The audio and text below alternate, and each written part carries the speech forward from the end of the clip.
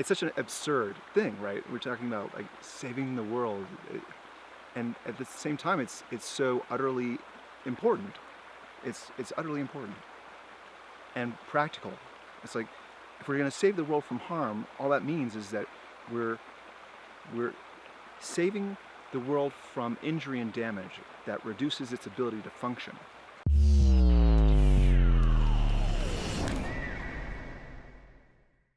My name is Erez Asher, and I'm the founder of the Soterian Movement, which is a social movement to bring about the wellness of our species and our planet. Applying that notion of the increased ability to function, that's what we would like this world to have, and ourselves and our relationships.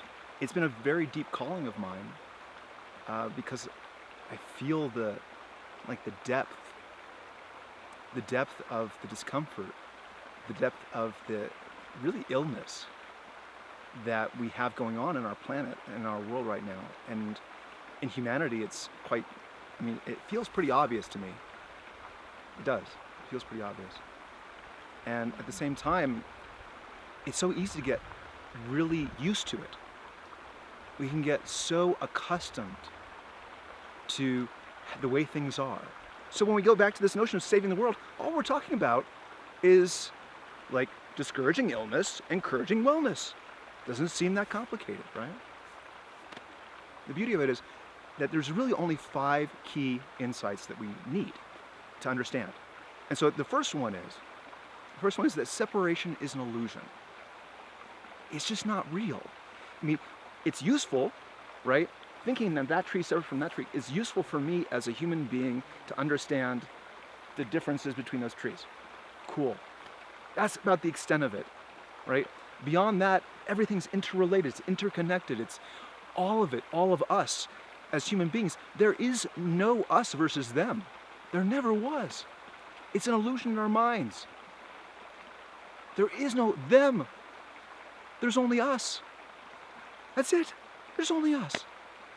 The second insight is that existence is the vibration of consciousness. Okay, a little trickier, right? What that means is consciousness is the ability to witness. So this ability to witness, which is the ability to experience anything, right? That ability is extant everywhere. These are all experiencing things. They're conscious to some extent, not the way that we're accustomed to experiencing them, but they have their own experiences. They grow, they can feel, they can sense, they react.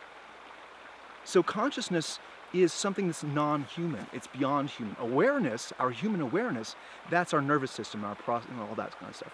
That's what distinguishes this ability to perceive things. But consciousness is beyond being human. You can think of it like an ocean, an infinite ocean. And it's all vibration. The vibration of this infinite ocean, this field of consciousness. You can use the same mathematics as we use for understanding other forms of vibrations and waves, and we can figure out, refraction, resonance, and all these qualities of waves. And that means that we can understand how this whole existence of ours works. So existence is the vibration of consciousness. Third insight. Existence is fractal. It's self-similar. So you can see this in trees all over the place. Like the smaller branches are similar to the larger branches. And in the roots, same thing. Smaller branches of the roots and so on. And we see it all over the place. The clouds. It's cycles of cycles. It's a natural side effect. And it's excellent. It's everywhere. It's in us, right? It's part of us. It's in time, it's in space, it's in all these qualities of our existence. It's everywhere. So understanding this allows us to understand what we're a part of, because we, as human beings, we're like the cell in a body of a larger organism. Like the cells in our body, like they're living organisms. And they compose organs, which are like living organisms which compose our bodies. And we're like the cells in larger organisms, which are like the cells in larger organisms, and this keeps going. And because separation is an illusion, we can understand that, like, the same way that the cells in our body are living organisms, making up our organs, which are living organisms basically, and which make up our bodies, we are the equivalent of cells in larger organisms, which are themselves the equivalent of cells in larger organisms, and it just keeps going. So this interrelationship of all living beings and really all of reality, right, even things that we don't consider to be living, we're all interconnected. And this relationship is what binds us together as a unified form of life. It's the same way that I am more, let's say, knowledgeable and powerful than the cells in my body, these larger organisms are more knowledgeable and intelligent than we are. Okay? That's very humbling, isn't it? I mean, it's very humbling, and it's so very true. So when we think that we're so freaking important that we can go ahead and destroy things and just ignore the consequences, we're ignoring the fact that we are part of them, which means that they are part of us. There's no real difference. It's just in our minds we think we're separate, but it's not really true. So that's basically the third insight. Right? So we had first insight, separation is an illusion. Second insight, existence is the vibration of consciousness. And then the third insight, which was that existence is fractal.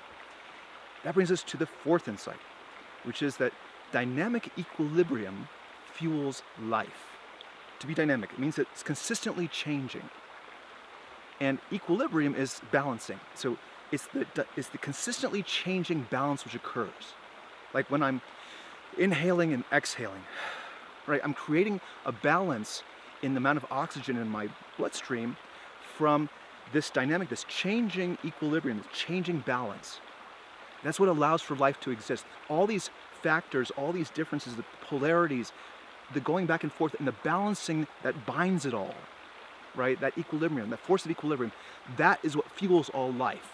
And then the question is, okay, how is that even freaking possible? What is causing this balance? Like, where is the force of the universe which is causing this attraction towards balance? That force is the force of divine love. That's what it is. So when we talk about, love is all things, powers all things, it's like, we're not really kidding. Like, that's basically what we're talking about, because you can feel this force, right? This force is affecting us as living beings. We can sense into it. And so we can tune into it. It's like, this feels loving and this does not feel loving. We can tune into it through our feelings. And all it is, it's a means of guiding the organism that is our collective being. Because there is no separation. Existence is fractal. So this is all a living being that we're part of. And the dynamic equilibrium, that force of attraction of divine love, is what binds all of us. All of it. What is the biggest possible organism, living organism, you could possibly think of, right? The biggest possible. Well, that'd be the entire universe, right? So the entire universe is one living being. And if you have the entire universe is one living being, then that means that, first of all, we're part of that being, and that being is more knowledgeable and more powerful than any other being in existence, which means that it's omniscient, and it's omnipotent, and it's the entire universe, which means that we're basically talking about what we would normally refer to as God. So, we're part of God as just about as everything else is too. Nothing special about that. But we're part of God, and we probably should be honoring all of God versus only like just this part here and ignoring the rest and trying to, like, in order to have a life of fulfillment and love and all the things that we desire, because we're taught this, we're shown this by divine love, which exists as a force that binds the universe. Well, okay, we have all this guidance, we have all this information, we have all this awareness, we just need to understand it. And that leads us to the last of the 5 insights that we must understand in order to create a world of wellness and save the world. And that is that cooperation is the basis of wellness. When our cells cooperate, we have healthy organs. When our organs cooperate, we have a healthy body. When we cooperate, we can create healthy relationships, healthy communities, healthy societies, everything. This cooperation, the way that things are working together in the natural environment and in the unnatural or artificial environments, it's their cooperation which creates wellness. So when we grasp all these 5 insights and then apply them throughout our lives in all the various contexts of our shared existence, That's all we need to know. The goal of this movement, of the social movement, is to bring about a world of wellness, allow for the fullest expression of our shared being. Because when we have increased the ability for everything to function, that means we are embracing freedom. We are embracing our freedom as individuals and of our relations, like everything. We're embracing the fullest experience possible. Like, that is the ultimate goal. And I believe, truly believe, when we are living in that world of freedom, of wellness, that when we are in that state, that is the basis of joy. I mean, that is the basis of happiness. It's the richness of life. It's like, that is the energy. I would love for you, whoever you are, to be the fullest, most magnificent expression of your being possible. Like, whatever that is, whatever is the truest for you, that is what I would love to see in the world. What freedom culture means to me is it means wellness. Because to me, wellness is the increased ability to function. So freedom is like being really fully able to function. It's the fullness, it's the unhindered, it's the lack of illness. Right? So that's what freedom means to me. And a freedom culture is one that embraces it, and it supports it, encourages it, it enriches it.